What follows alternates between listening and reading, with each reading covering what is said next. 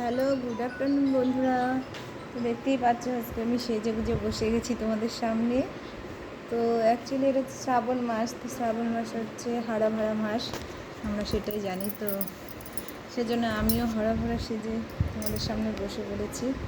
তো আজকে হচ্ছে সানডে। তো সানডে হচ্ছে আমাদের ফান্ডে, কারণ সানডে আমাদের সকাল 10টা থেকে রাত্র 10টা পর্যন্ত আমরা মোবাইল পাই।